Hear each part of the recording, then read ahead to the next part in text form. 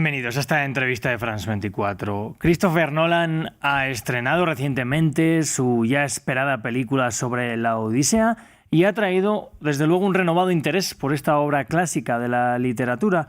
Ha traído además controversia porque muchos hablan del historicismo o la falta de rigor histórico de la película. Para ellos a veces hay una falta de respeto a la obra original, pero hay muchas otras personas que simplemente ven una interpretación más de una obra que ha sido muchas veces reinterpretada, incluso también desde la época helénica. En este contexto entrevistamos a Alfonso Mañas. Él es filólogo, también doctor con mención europea en Historia del Deporte y ha escrito el libro La Odisea, la realidad tras el mito. Bienvenido, Alfonso.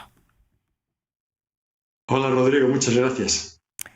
Bueno, le pregunto por cómo ha llegado a escribir La Odisea, que casi tiene, no la Odisea, perdón, un libro sobre la Odisea, que casi es una odisea en sí misma, por ser una obra tan profunda, compleja, con muchos matices, que muchos hemos conocido quizás, pero bueno, de formas adaptadas. Bueno, sí, mi pasión por la Odisea y por la Ilíada, por los poemas homéricos, comenzó, creo que como todo el mundo, en el colegio, en la escuela. Pues ya en España, creo que en el resto de países hispanoamericanos, se leen versiones adaptadas, cortos fragmentos del episodio de las sirenas, el episodio de los cíclopes, Escila y Caribdis, y eso evidentemente pues fascinó mi imaginación infantil de niño. Y luego también a principios de los años 80 en España se emitió, bueno, en el resto del mundo también, una serie de dibujos animados, ¿no?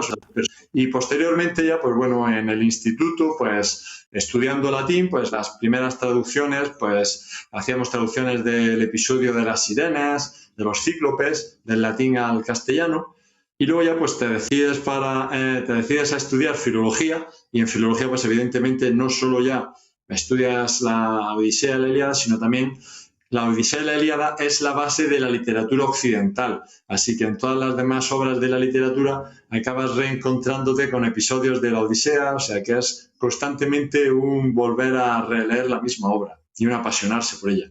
Por eso me gustaría preguntarte también qué opinas de toda la polémica que se ha ido creando a partir de la película de Nolan sobre si hay una falta de rigor histórico, si es una interpretación demasiado interpretada, o bueno, aquí hay libertad también para reinterpretar los mitos. Claro, yo eso lo respeto mucho porque la película no engaña a nadie, es La Odisea de Christopher Nolan. Evidentemente, pues él tiene la capacidad, el dinero y los contactos para hacer la producción que él quiere.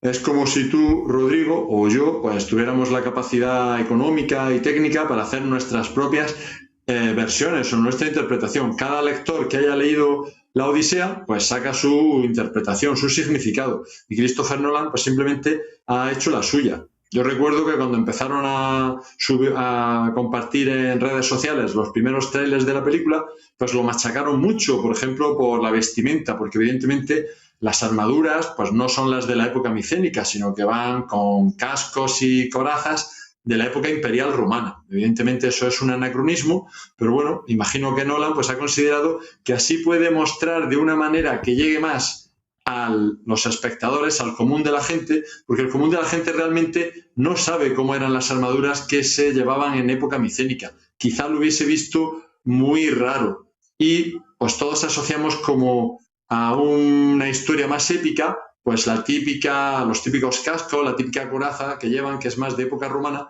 y creo que esa es la intención en ese sentido de Christopher Nolan.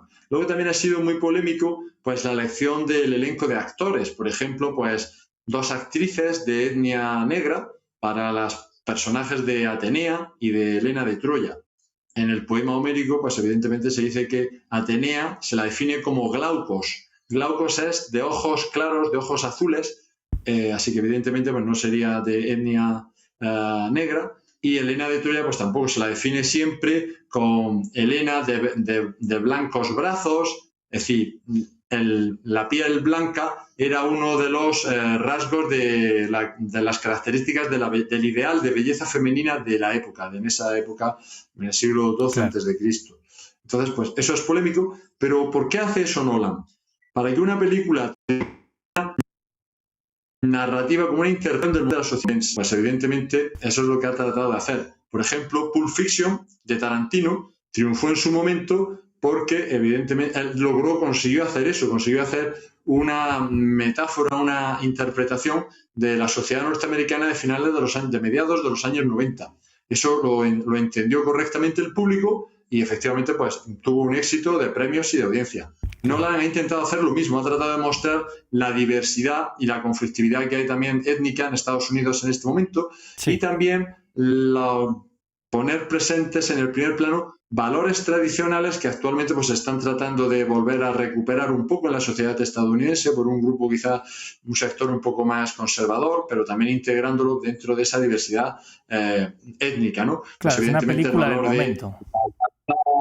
La fidelidad en el matrimonio, la persistencia, Odiseo nunca se rinde, quiere siempre volver a casa. Entonces, toda esa amalgama de diversidad étnica, valores, etcétera, yo creo que lo conjuga bastante bien Christopher Nolan. Y esa es la interpretación que él ha hecho. Así que yo realmente lo respeto y no le pondría ningún pero. Y Alfonso, si hablamos de interpretaciones, cuentas también que una de las mayores interpretaciones es ese caballo de Troya, que parece difícil que existiera de verdad, que quizás se refería más a algún tipo de barco, ¿verdad?, que tendría alguna decoración con forma de caballo, pero que parece difícil que los griegos de aquella época tuvieran la capacidad de hacer algo así. Claro, más que la capacidad es que no entraba dentro de los usos y costumbres de la época micénica. Y eso ya filósofos de la antigua Grecia, por ejemplo, Euforión de Calcis, lo critica. Y él decía que no podía ser un caballo, sino que era un barco que se llamaba caballo. Efectivamente, sabemos que en época micénica, en el siglo XII a.C., existía un tipo de barco fenicio que se llamaba hipos. Hipos significa en griego caballo. Y se le daba ese nombre porque en la proa del barco llevaba la cabeza de un caballo. ¿Por qué un caballo? Porque el caballo es el animal más rápido que ellos conocían. Entonces, como ese tipo de barco era el barco más rápido que había sobre el mar, pues lo llamaban hipo, caballo, barco. La primera mención de ese tipo de barco precisamente ocurre en la Odisea. Dice, a estos barcos se les llama caballos porque son los caballos del mar, porque son los más rápidos. Y de ahí viene pues que se les llamase así. Y luego, ¿por qué sería un caballo lo que utilizarían los griegos para rendirse, para mostrar a los troyanos que se rinden? Pues esto se debe a que había una costumbre en esa época, en la Grecia micénica, a finales de la Edad del Bronce, que consistía en que el ejército perdedor ofrecía un tributo de riqueza al vencedor. Era como nosotros, a la hora de rendirnos, pues mostramos la bandera blanca, pues en aquella época, para mostrar que te rendías, se hacía así. Cogías un barco de tipo hipos, caballo, que era el que había quedado asignado a esa función, y se rellenaba de riquezas, oro, joyas, plata, etc. No existía el dinero todavía, el dinero no aparece, las monedas en la Ilíada ni en la Odisea, no se había inventado todavía, entonces era riqueza en bruto. Cargan un barco hipos con esas riquezas y eso lo abandonan en la playa. Entonces interpretan lo que ellos entienden como la rendición de los griegos y meten lógicamente las riquezas dentro de la ciudad. Y dentro del barco pues estarían escondidos en la bodega o entre el entablado del barco los guerreros que serían los que luego saldrían de Troya. Interesante. ¿Cómo ocurre el malentendido? Sí. ¿Continúas tú, Rodrigo? Sí, no, perdón, continúa. Simplemente quería decir que al final ya estamos viendo que son historias épicas que, también hay que adornarlas para que suenen más interesantes.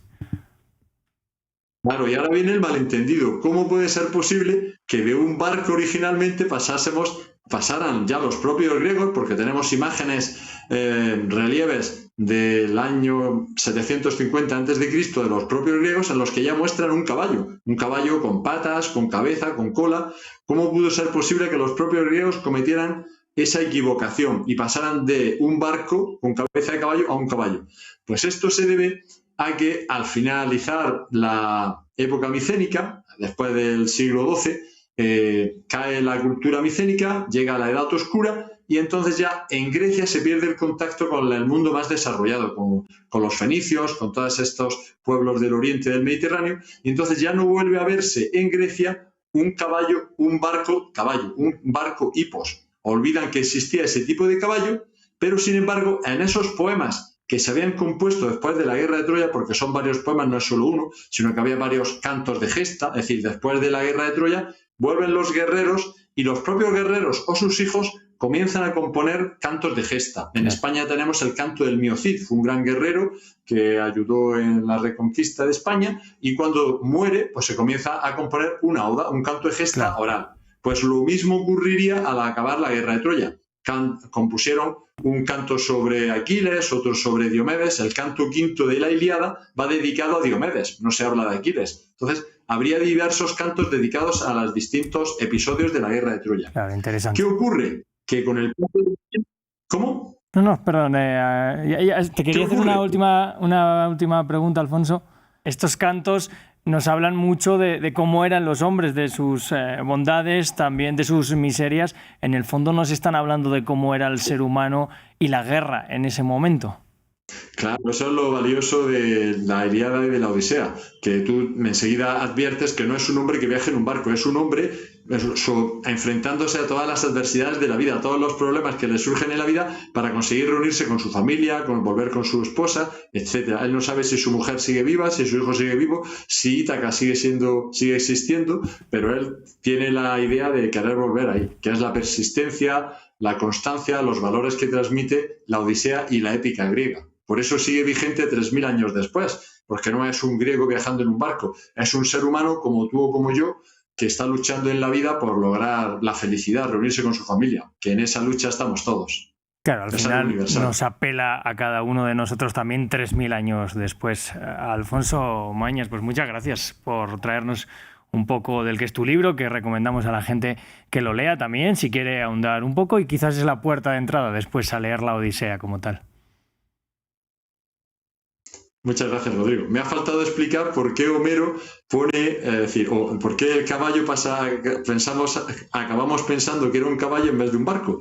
Porque Homero simplemente, cuando junta todos esos cantos, transcribe tal cual la palabra hipos, sin saber si era un barco o un caballo. Quizás ni siquiera lo sabía, él quizá pensara que era un caballo. Entonces simplemente puso la palabra hipos, y como ya no conocían los griegos ese barco, pensaron que era un caballo. Esa es la explicación del malentendido.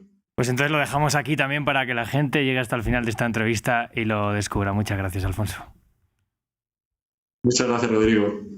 Un placer. Nosotros cerramos aquí, pero ya saben, pueden ver este episodio y todos los demás en nuestro sitio web. Nosotros seguimos con nuestra programación.